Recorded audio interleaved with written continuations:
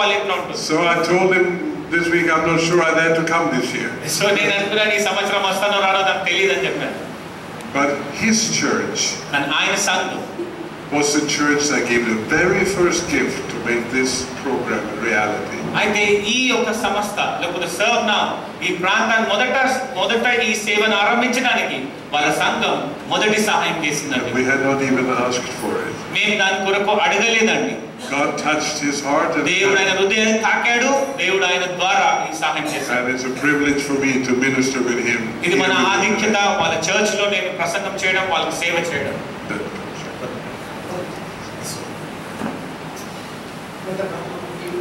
Yes.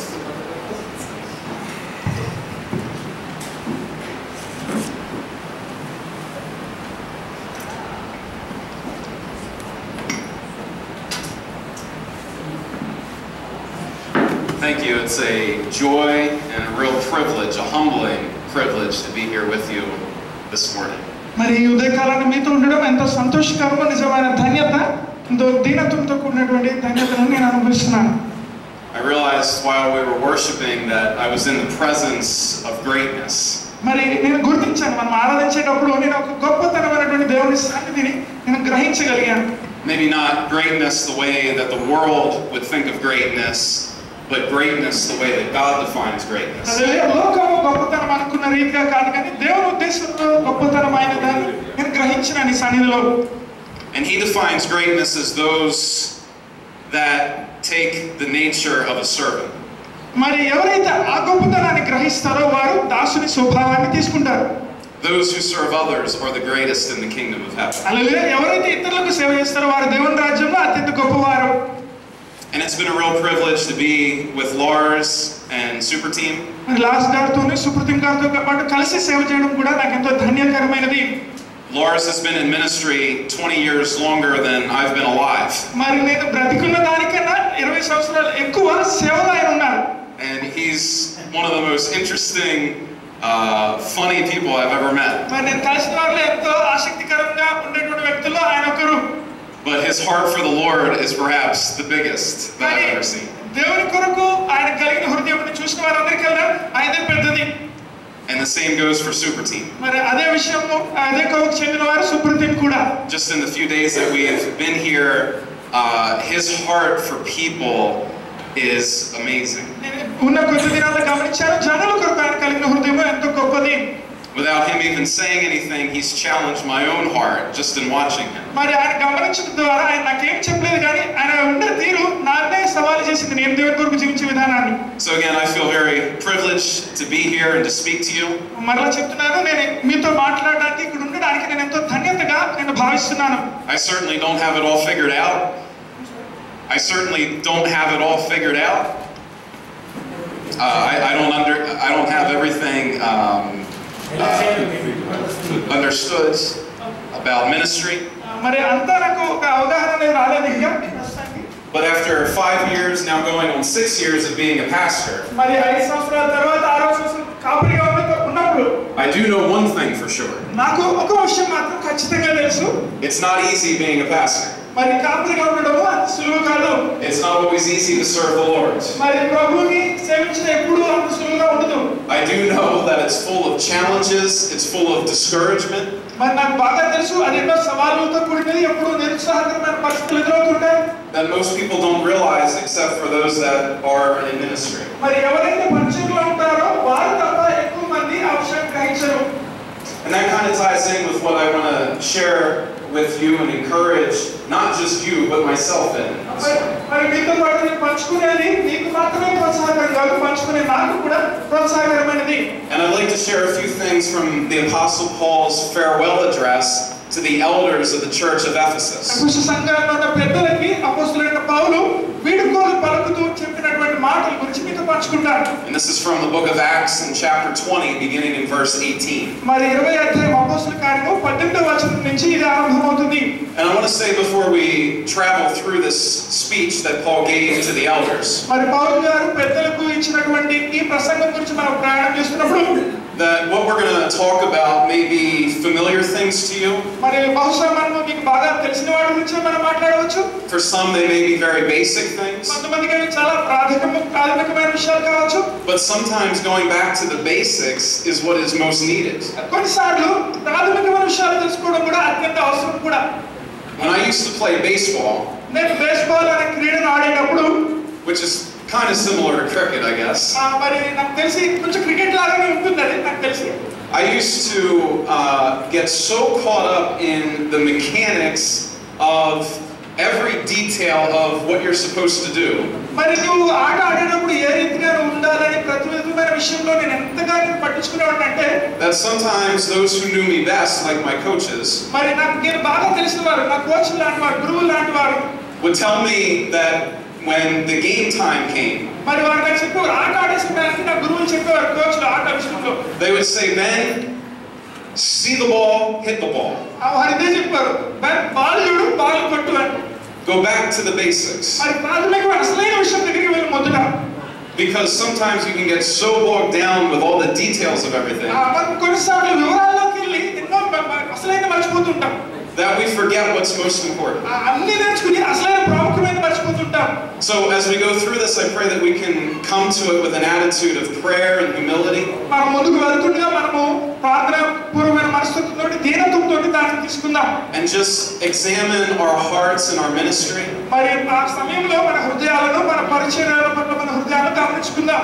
And ask God to help refocus and recalibrate our lives and our ministry. దేవుని అడుగుదాం, దేవా మా దృష్టిని తిరిగి దాని మీద కేంద్రీకరించినట్లు, మా జీవితాలను తిరిగి నీవు కొలతలో పెట్టినట్లుగా మనం దేవుని అడుగుదాం. The way that He wants it to look like. అది ఏ రీతిగా ఆయన కనబడాలనుకుంటున్నాడో ఆ రీతిగా ఆయన చేయాలని మనం ప్రార్థిస్తూ నేర్చుకుందాం. So in verse 18 through 19, we're told that Paul said to the elders of Ephesus, మరి ఎఫెసీయులకు రాసిన పత్రికలో అపోస్తలుల కార్యములో 18 నుంచి 19లో 18-19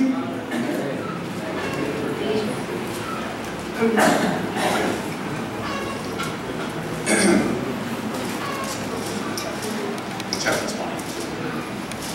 తెలుగులో చదువుతున్న గమనించండి. అపోస్తలుల కార్యము 20వ అధ్యాయము 18 and 19. 18-19 వచనాలు. వారు తన ఎదుకు వచ్చినప్పుడు అతడు వారితో ఇట్లా, నేను ఆసియాలో కాలు పెట్టిన దినము నుండి ఎల్లకాలము మీ మధ్య ఎలాగో నడుచుకుంటున్నో మీరే ఎరుగుదురు. యూదుల కుట్ర వలన నాకు శోధనలు సంభవించినను కన్నీళ్లు విడిచుచు పూర్ణమైన వినయభావముతో నేను ఎలాగూ ప్రభువును సేవించుచున్నో మీకే తెలియను. Notice 4 quick and basic things there. మరి అక్కడ 4 ప్రాథమికమైన విషయాలు ఉన్నాయి. The first thing is that when Paul said he was among them, he said, "I served the Lord." మరి నేను 19 పౌలు చెప్పినది ఏంటంటే, నేను వారి మధ్యలో ఉన్నప్పుడు నేను ప్రభువుని సేవించాను అన్నది ఒకటి. As pastors and evangelists and as leaders, కాపరులుగా, సువార్థికులుగా, నాయకులుగా, we need to make sure that in our serving we're truly serving the Lord. మరి మనం ఒక్కటి ఖచ్చితంగా చూసుకోవాలి, మన సేవలో మనం నిజంగా ప్రభువునే సేవిస్తున్నామా అనేది. What I mean by that is that we have to be careful that we aren't carrying out our own will or the will of others, but the will of God. హల్లెలూయా. దాని చెప్పడం వల్ల భావం ఏంటంటే, మనం ఈ సేవ చేసే విషయంలో మన చిత్తం కాదు, ఇతరుల చిత్తం కాదు, కానీ దేవుని చిత్తం చేయవారుగా ఉండడము. A servant of Christ, which is what we are, మరి మనం ఏమై ఉన్నాము? క్రీస్తు యొక్క సేవకులుగా ఉన్నాము. does the will of their master, their Lord, not their own and not others' will. క్రీస్తు సేవకులు ఏం చేస్తారంటే, వారి యజమానుడైన దేవుని సేవ చేస్తారు, చిత్తాన్ని నెరవేరుస్తారు, వారి చిత్తం కాదు, ఇతరుల చిత్తం కాదు. So like Jesus, we need to humbly submit and do only what we see our Father doing and calling us to join with Him in. హల్లెలూయా. యేసు వల్లనే మనం కూడా మన దీనత్వంలో దేవునికి లోబర్చుకుని తండ్రి ఏం చేస్తున్నాడో అదే చూసి నేను చేయాలి, ఇతరులు చేసింది కాదు. Even Jesus said, "I only do what I see my Father doing." యేసు ప్రభువు కూడా అన్నారు కదా, నా తండ్రి ఏం చేయడం నేను చూస్తున్నానో అదే నేను చేస్తున్నానని. He didn't do everything. ఆయన అన్ని చేయలేదు. హల్లెలూయా. he did the will of his Father. ఆయన కేవలం తన తండ్రి చిత్తాన్ని చేశాడు. So in our serving, we need to make sure that we're serving the Lord. హల్లెలూయా. కాబట్టి మన సేవలో మనం మొట్టమొదటిగా చూసుకోవాల్సింది ఏంటంటే ప్రభువుని సేవిస్తున్నామా అనే విషయాన్ని. Secondly, Paul says that he served the Lord among them with great humility. మరి వినయ భావముతో ఉంది తెలుగులో గొప్ప దీనత్వముతో వారి మధ్యలో ప్రభువు సేవ చేశాడంట పౌలు గారు. Notice he didn't say just humility, he said with great humility. కేవలము వినయ భావం అనేది సంపూర్ణ వినయ భావం ఉంది, లేకపోతే గొప్ప వినయ భావంతో ప్రభువుని సేవించాలని పౌలు చెప్తున్నారు. రెండవ విషయము, Once again, Paul was following the example of Jesus. మరొకసారి ఇంకొక విషయంలో కూడా పౌలు గారు యేసుక్రీస్తు యొక్క మాదిరిని అనుసరిస్తున్నారు. Who, as Philippians 2 tells us, that although being God, he humbled himself and he came and lived among us as a real human being. ఆయనకి ఏం చెప్పేవారంటే పౌలు గారు ఆయన దేవుడైనప్పటికీ కూడా తను తగ్గించుకుని మనుషుల్లో ఒకరిగా జీవించాడని చెప్పారు. He made himself nothing or of no reputation. మరి యేసు తనను తాను రిక్తునిగా అంటే ఎటువంటి పేరు ప్రఖ్యాతి లేని వ్యక్తిగా సాధారణ వ్యక్తిగా చేసుకున్నాడు. He was born in a humble way, not in a palace. మరి ఆయన ఒక దీనమైన స్థితిలో తగ్గింపున్న స్థలంలో ఉన్నాడు, కానీ ఒక రాజప్రాసాదంలో పుట్టలేదు యేసు ప్రభు. And he came to serve, not be served. హల్లెలూయా. ఆయన ఎందుకు వచ్చాడు? సేవ చేయడానికి వచ్చాడు, కానీ సేవ చేయించుకోవడానికి రాలేదు. But to give his life as a ransom for many. తన జీవితాన్ని మనుషులకు చేసిన పాపానికి ప్రతిఫలంగా చెల్లించడానికి ఆయన వచ్చాడు యేసయ్య. Likewise, we need to serve the Lord with great humility. అదే రీతిగా మనం కూడా మన ప్రభువుని సంపూర్ణ వినయ భావంతో గొప్ప దీనత్వంతో సేవించాలి. That's not always comfortable. మరి కేవలం సౌకర్యవంతంగా కాదు, కానీ That's not always easy. అది ఎప్పుడు సులువుగా ఉండదు. But that is the way of the Lord. కానీ అలా ఉన్నప్పటికీ కూడా సౌకర్యవంతంగా లేకున్నాను, సులువుగా లేకున్నాను, అది ప్రభువు మార్గము. Thirdly, Paul says that he served the Lord with many tears. హల్లెలూయా. అంటే ఎన్నో కన్నీళ్లు విడిచి చూసి సేవ చేశానని పౌలు గారు చెప్తున్నారు. మూడో విషయం అని, Paul deeply cared about those that he was serving. మరి ఆయన ఎవరికైతే సేవ చేస్తున్నాడో వారి గురించి ఎన్నో పట్టించుకునేవాడుగా ఉన్నాడు పౌలు గారు. And likewise, we need to deeply care as well. మనం కూడా ఎవరికి సేవ చేస్తున్నామో వారి విషయంలో మనం బాగా బాధ్యత వహించేవారుగా ఉండాలి. You remember how Jesus wept over Jerusalem. మరి యెరూషలేము గురించి యేసు ప్రభు ఏ రీతిగా కన్నీరు పెట్టారో మనకు తెలుసు. And in Philippians, Paul wrote to the believers, he said, I write with many tears because many live as enemies of the cross of Jesus Christ. మరి ఫిలిప్పీయులకు రాసిన పత్రికలో పౌలు గారు రాస్తారు, నేను ఎంతో కన్నీటితో ఈ మాట రాస్తున్నాను, ఎందుకంటే ఎంతో మంది క్రీస్తు శిలువకు విరుద్ధంగా జీవిస్తున్నారు అనే విషయం చెప్తూ. Because their mind was on earthly things, not eternal things. ఎందుకు కన్నీరు పెట్టాల్సి వచ్చిందంటే మన మనస్సు భూ సంబంధమైన వాటి మీద ఉంది, కానీ పరలోక సంబంధమైన వాటి మీద లేదు కాబట్టి. Because their God was their own stomach, their own desires, not the will of ఎందుకంటే అక్కడ God. ఫిలిప్పీయులకు చెందిన వారిలో ఏముందంటే వారి పొట్ట వారికి దేవుడుగా ఉన్నారు, కానీ నిజంగా దేవుడు వారికి దేవుడుగా లేడు. That reality should break our hearts as well. మరి ఆ వాస్తవం తెలిస్తే అది నిజంగా మన హృదయాలకు కూడా విరగొట్టాలి. And it will if we have God's heart truly in us. అది ఖచ్చితంగా అట్లాంటి విషయాలు మన హృదయాలు విరగొడితే, ఎందుకంటే దేవుని చిత్తము మనలో ఉంటుంది కాబట్టి. And that's not easy as well. అది అంత సులువు కూడా కాదండి. But it is part of fellowship with Christ, the fellowship of sharing in his sufferings. అది అందులో భాగం, యేసుక్రీస్తు సహవాసంలో భాగము, ఆయన శ్రమలలో పాలివారిలో భాగము.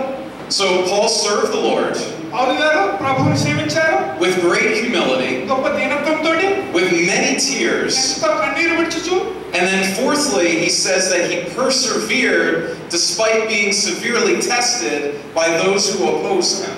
మరి నాలుగోది ఏంటంటే ఆయనకి వ్యతిరేకిస్తున్న వారు ఎంతో మంది చాలా తీవ్రంగా ఆయన ఖండిస్తున్నప్పటికీ కూడా ఆయన కొనసాగాడు.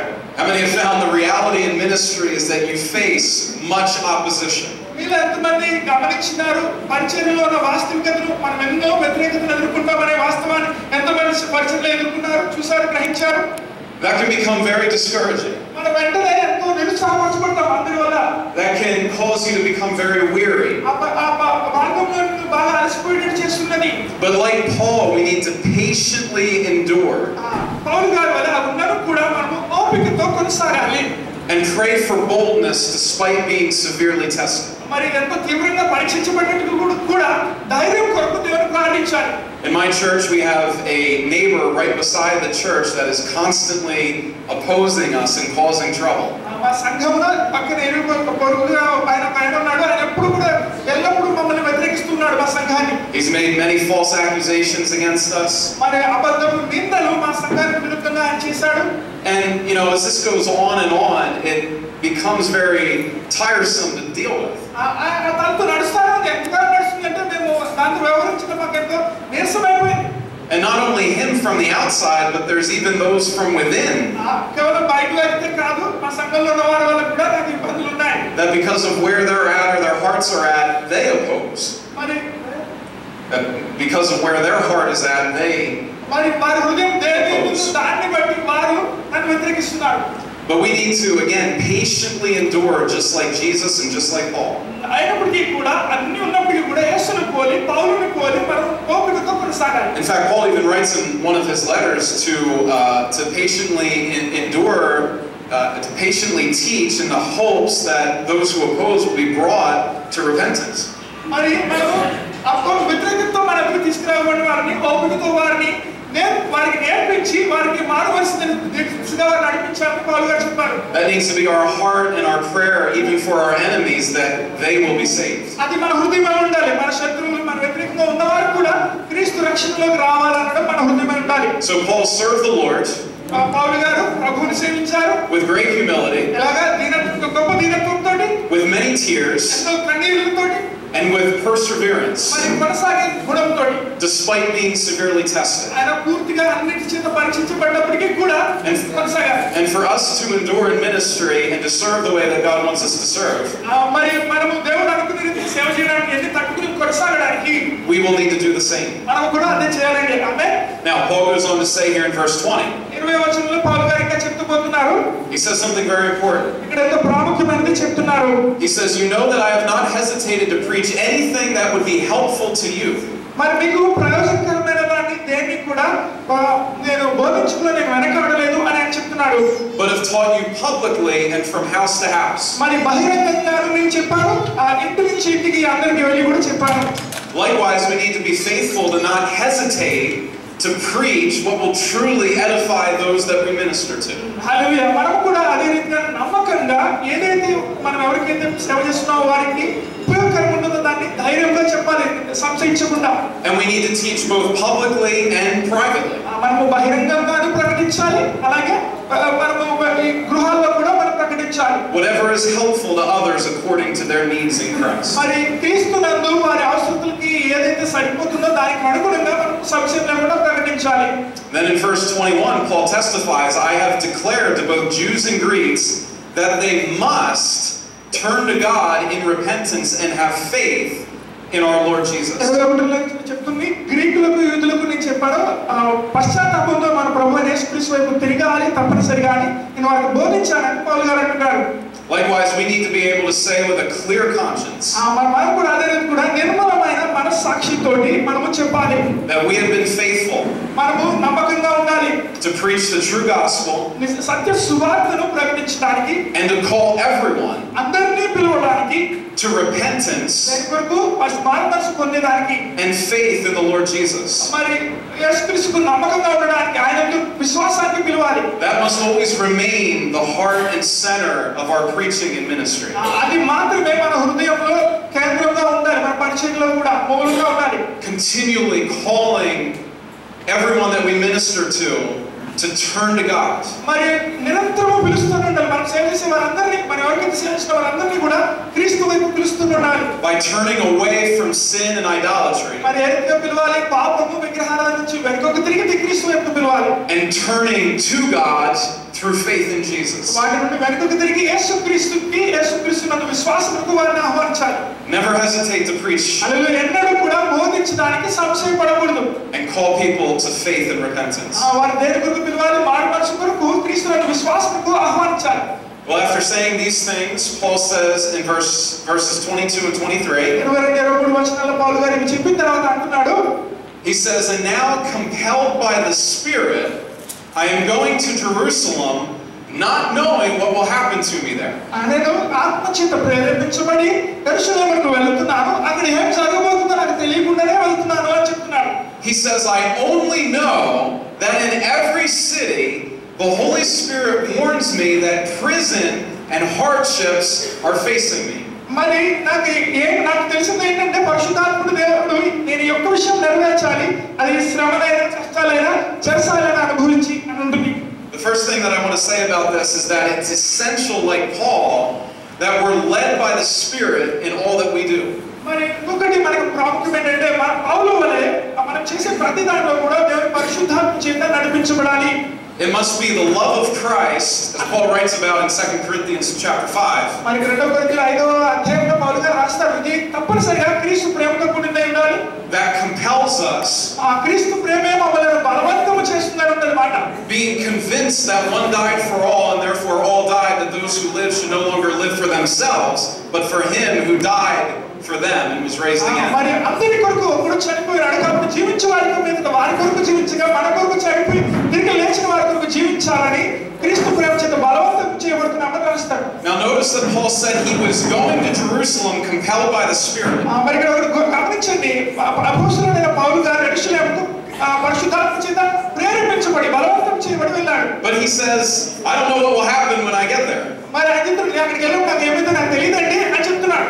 Other than the Holy Spirit, the same Spirit that was compelling him, had made clear that prison and hardships were facing him. మరి అంటే స్పష్టపరిచారంటే పరిశుద్ధాత్మ దేవుడు వెళ్ళవాలని ప్రేరేపించిన పరిశుద్ధాత్మ దేవుడు అక్కడ నువ్వు చెరసాలను కష్టమైన సమయాలను ఎదుర్కోవాలని ఆయన స్పష్టపరిచారు. And I just want to share something that took me a while to figure out in ministry. మరి పరిచర్యలో కనుగొనడానికి ఒక పరిస్థితుల చెల్లెలను మీకు పంచుకుంటాను. That being led by the Spirit in all that we do, మరి మనం చేసే వాటన్నిటిలో దేవుని ఆత్మ చేత నడిపించబడడం వల్ల doesn't mean that we won't face uncertainties. మరి దాని అర్థం ఆత్మ చేత నడిపించబడడం అంటే మనము అనిశ్చితమైన మనకు తెలియనివి ఎదుర్కొంటామని కాదు కానీ, and opposition and hardships. మరి వ్యతిరేకతలు కష్ట సమయాలు ఎదుర్కొంటామని మాత్రమే కాదు కానీ, in fact, if we're waiting for it to be easy and expecting for certainties, అసలు ఏంటంటే దాని విషయము అది ఇంకా సులువుగా గ్రహించడానికి కనిపెడతాము, మరి నిశ్చిత కొరకు స్పష్టత కొరకు కనిపెడతాము, పరిశుద్ధాత్మ ప్రేరేపణ కొరకు. we'll never do anything. మనం ఏమీ చేయము. This life is a life of faith. ఈ జీవితము విశ్వాసంతో కూడిన జీవితము. Going where God leads. ఎంత సింపుల్ అంటే దేవుడు ఎక్కడికి నడిపిస్తే అక్కడికి వెళ్ళడము. Even if we don't know exactly what lies ahead of us. మరి మనంతట మనము అది ఎక్కడికి వెళ్తామో ఏమైతుందో మనకు సరిగ్గా తెలియకున్నాను. Abraham lived this way. Abraham గారు ఆ రీతిగా జీవించారు కదా. God told him to go to a land that he would show him. నేను చూపించబో స్థలానికి వెళ్ళు అబ్రహాంను పంపించారు. And in Hebrews 11 it says that Abraham went even though he didn't know where he was going. దాని గురించి మరలా చెప్పారు, ఆయన ఎక్కడికి వెళ్తాడో తెలియకుండానే బయలుదేరిన అబ్రహాము దేవుడు చెప్తున్న బట్టి అని.